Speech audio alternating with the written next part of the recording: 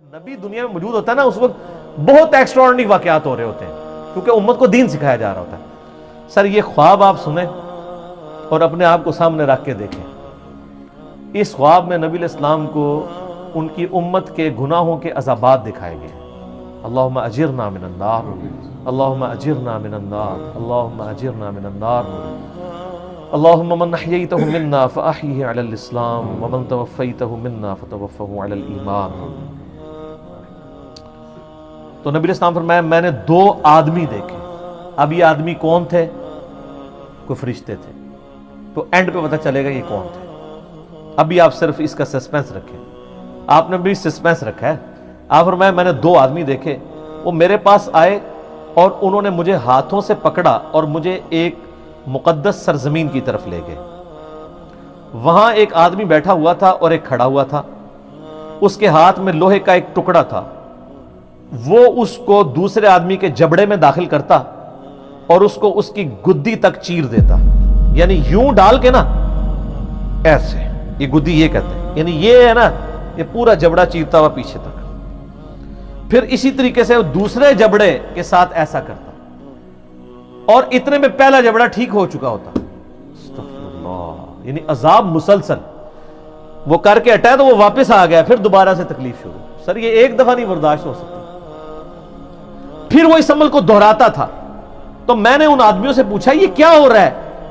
تو ان دونوں نے مجھ سے کہا آپ آگے چلیے. تو میں نے ان کے ساتھ آگے چلنا شروع کر دیا. پھر ہم ایک آدمی کے پاس آئے جو زمین پہ چت لیٹا ہوا تھا اور ایک آدمی ایک بڑا سا پتھر لے کے اس کے سرہانے کھڑا تھا اور وہ اس کے ساتھ اس کے سر کو کچل رہا تھا. جب وہ اسے مارتا تھا تو پتھر لڑک کر جاتا، وہ اسے لینے کے لیے جاتا لیکن اس کے واپس آنے تک اس کا سر پھر بالکل ٹھیک ہو جاتا. توبہ توبہ.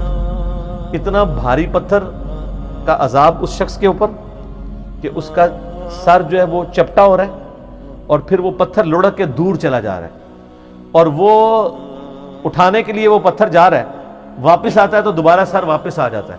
پھر اس تکلیف سے گزرنا ہے. سر آپ تو ایک دفعہ سر کے اندر برداشت نہیں ہم لوگ کر سکتے. اللہ تعالیٰ ہمیں ان عذابات سے محفوظ فرمائے. جب وہ اسے مارتا تھا تو پتھر لڑک جاتا، وہ اسے لینے کے لیے جاتا لیکن واپس آتا تو پھر اس کا سر ٹھیک ہو جاتا. وہ آدمی اس کے ساتھ پھر وہی کرنا شروع کر دیتا اور یہ عمل مسلسل جاری رہتا. میں نے کہا یہ کیا ہے؟ تو ان دونوں نے کہا یا رسول اللہ آگے چلیے. ہم اور آگے چلے حتیٰ کہ ہم تندور جیسے سوراخ کے پاس آئے جس کے اوپر کا حصہ تنگ تھا جبکہ اس کا نچلا حصہ کھلا تھا. اس کے نیچے آگ جل رہی تھی. جب وہ اوپر اٹھتی تو اس میں موجود افراد بھی اوپر بلند ہوتے. کوئی تندور تھا جو اندر سے بہت بڑا تھا تو اس میں آگ کے اوپر کچھ لوگوں کو تلا جا رہا تھا. جب وہ آگ باہر نکلتی نا تو وہ بندے بھی باہر یوں نکلتے، پھر وہ اندر چلے جاتے. استغفر اللہ. اللہم اجرنا من النار. سر یہ بخاری شریف ہے، یہ بزرگ شریف یا کہانی شریف نہیں ہے، یہ بخاری شریف ہے.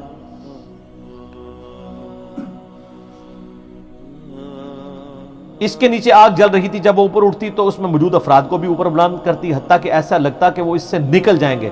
اور جب وہ نیچے بیٹھنے لگتی تو وہ واپس چلے جاتے. اور میں نے اس تندور میں چند مردوں اور عورتوں کو ننگی حالت میں عذاب میں مبتلا دیکھا جن کے کپڑے نہیں تھے. میں نے کہا یہ کون لوگ ہیں؟ ان دونوں نے کہا یا رسول اللہ آگے چلے. ہم پھر چلے حتیٰ کہ ہم خون کی ایک نہر کے پاس پہنچے. وہاں نہر کے سامنے پتھر ہیں.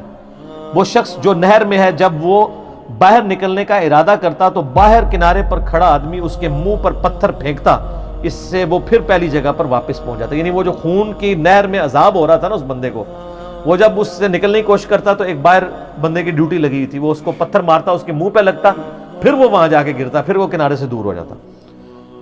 وہ جب بھی نکلنے لگتا اس کے منہ پر پتھر مار دیا جاتا، پھر وہ واپس چلا جاتا. میں نے کہا یہ کیا ہے؟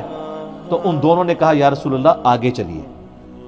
ہم آگے چلے حتیٰ کہ ہم سرسب شداب باغ میں پہنچ گئے. اس میں ایک بڑا سا درخت تھا اور اس کے تنے کے پاس ایک عمر رسیدہ شخص اور کچھ بچے تھے. اور درخت کے قریب ایک آدمی تھا. اس کے آگے آگ تھی جسے وہ جلا رہا تھا.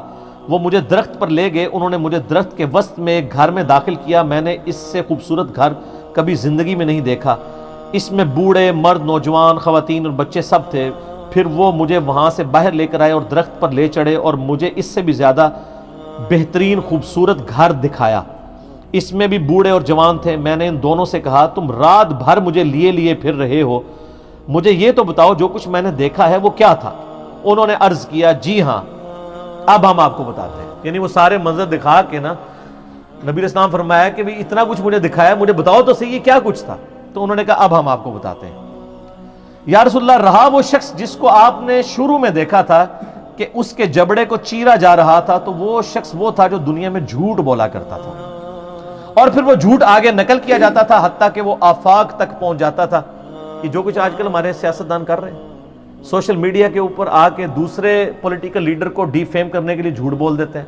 اسی طریقے سے علماء بھی کرتے ہیں, کسی کو بدنام کرنے کے لیے اس کے اوپر جھوٹے. یعنی میں تو اس سے سفر کر رہا ہوں, میرے اوپر کلپ چڑھائے ہوئے ہیں انجینئر محمد مرزا کا دعوی نبوت, نعوذ باللہ. ہم اندازہ کریں یعنی یہ وہ لوگ کلپ چڑھا رہے ہیں جن کے بزرگوں نے اپنے ناموں کے کلمے پڑھائے ہوئے ہیں. ایک غریب اتو بدتمیز, اور جو ان کو ننگا کر رہا ہے اس کو کہہ رہے ہیں دعوی نبوت. تو یہ ان کا عذاب ہے, یعنی علماء کا عذاب ہے. تو یہ سب زیادہ جھوٹ کون بول رہا ہے, جھوٹا دین کون بیان کر رہا ہے؟ اس لیے بخاری مسلم حدیث ہے جس نے میری طرف جھوٹی حدیث منسوب کی وہ اپنا مقام دوزخ میں دیکھ لے. اور صرف دوزخ کے پھیرا نہیں لگنا, اے عذاب ہونا ہے کہ یہ جبڑا چیر کے ادھر اور یہ والا ادھر. اچھا پہلا عذاب بتا دیا.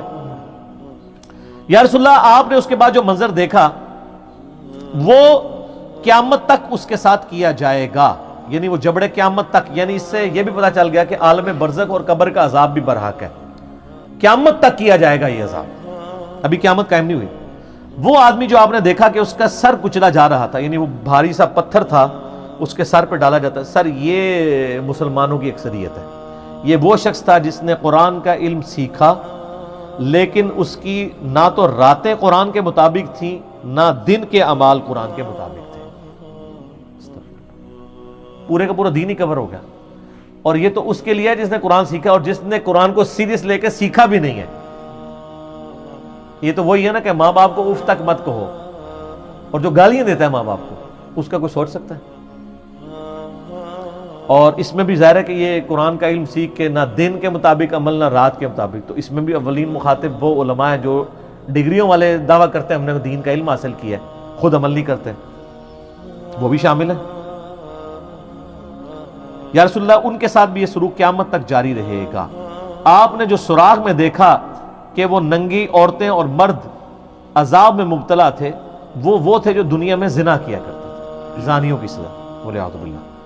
پھر آپ نے جس نہر میں دیکھا کہ وہ شخص ڈبکیاں کھا رہا تھا خون کی نہر میں, وہ سود خور تھا, استغفر اللہ. پھر آپ نے درخت کے تنے کے ساتھ جس بزرگ کو دیکھا وہ حضرت ابراہیم علیہ السلام تھے, اور ان کے ارد گرد جو بچے تھے وہ لوگوں کی اولاد تھی. جو شخص آگ جلا رہا تھا وہ جہنم کا داروغہ یعنی سیدنا مالک علیہ السلام تھے.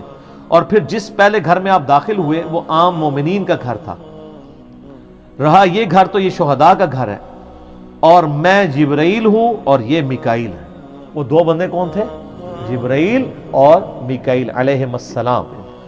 اور آپ صلی اللہ علیہ وسلم اپنا سر اٹھائیں, جب میں نے سر اٹھایا تو میرے اوپر بادلوں کی مانند تھا.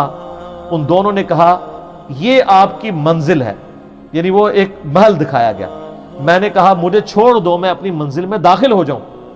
تو انہوں نے کہا ابھی آپ کی دنیا میں عمر باقی ہے جو آپ نے مکمل نہیں کی. جب آپ وہ دنیا میں اپنی زندگی مکمل کر لیں گے تو پھر آپ اپنی اسی جنت کی منزل میں داخل ہو جائیں گے. اس حدیث کا ذکر میں نے حیات النبی والے مسئلہ 5 میں بھی کیا تھا, نبی علیہ السلام کے جنت میں جو محل ہے. تو یہ وہ طویل حدیث ہے جی, اور رکت انگیز ہے, اور صرف یہ سن کے پھینکنے والی چیز نہیں ہے بلکہ اپنی اصلاح کرنے کی بھی ضرورت ہے. اللہم اجرنا من النار, اللہم اجرنا من النار, اللہم اجرنا من النار. اللہم من احییتہ منا فاحیہ علی الاسلام ومن توفیتہ منا فتوفہ علی الایمان. آمین.